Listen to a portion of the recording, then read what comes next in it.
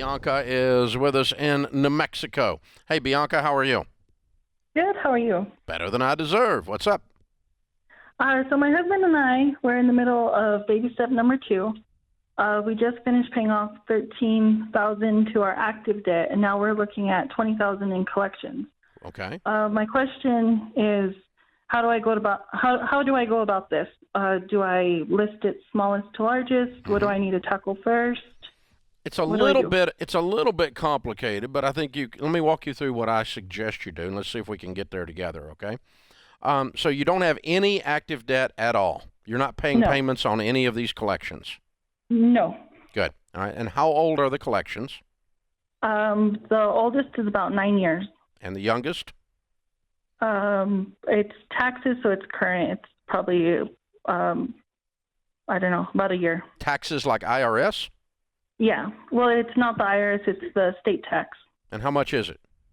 800. Okay, pay that one. Okay. Then we'll move on. We don't want to deal. We do not deal with the government. Okay, they got a lot of power, and their fees and their interest rates are ridiculous. So just get that one done. Now we'll move on to the rest of them. So the others are. What's the next youngest one? That's probably it. The other ones were probably all done within the same time. Maybe All 8 or 9 years old. yeah. And what kind of debt are they? So there's phone bills, there's one credit card, and then there's 2 repossessed cars. Okay, all right. So the bulk of this is the repos. Yes. Okay, repos will take somewhere around 10 to 15 cents on the dollar, especially if they're that old. Okay. Okay, so we're not talking about $20,000 here. We're talking about $7,000 is going to clear this whole thing probably. Yeah. Okay. Now, here's what we're going to do. The first thing we're going to do is list them smallest to largest. We get rid of the tax bill. That one's gone. Then we're going to list the rest of them smallest to largest.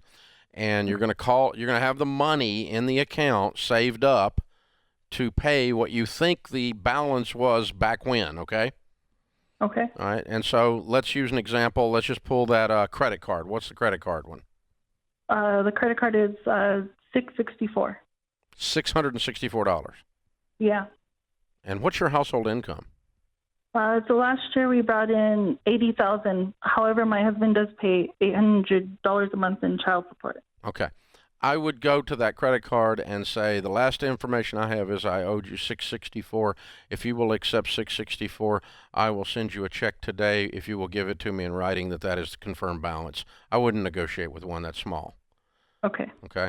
Let's say there's one of the deficits on the repo, okay? And it's showing what? So the smallest one is 7,800. Okay, that's a good example. All right. You would call them up, and maybe you've got $2,000 saved at this point before you call them, okay? You call them up and say, I got $2,000, you want it. If you want it, I'll give it to you as settlement in full on this. And they say, well, we can't do that, we can't do that, we can't do that. Listen, I have another car repo here, and I have another credit card here, and I have a whole bunch of stuff from 9 years ago, and I'm trying to go through and clean them up, and the first one that takes my money is going to get my money. I got $2,000. Do you want it? If not, I'm moving to the next person on the list and see if they want it. Okay. Is that me saying you want? Is that you saying you want me to go to the next list? Because right quick before I hang up, I want to make sure. Because if you want this, it's yours. I won't call anybody else, and we'll do a deal right now. But if you want me to call the next guy on the list, I will. Because that's what you're going to do. You're going to call the next guy on the list. It's not a bluff. Yeah. Okay?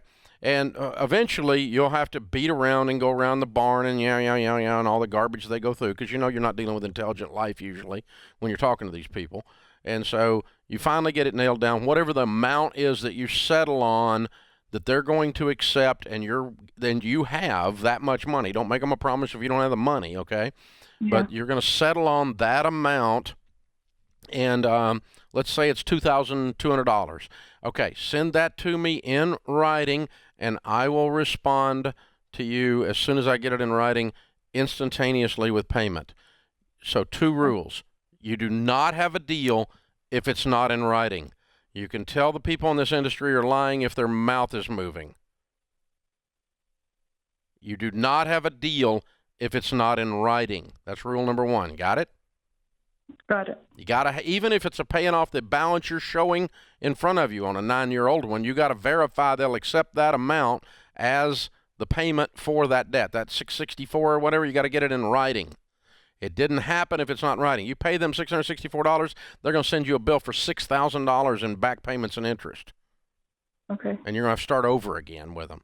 So get it in writing that they're going to take what the balance was, what you're showing the balance, or whatever it is, in writing. Second rule is never can people like this have electronic access to your checking account.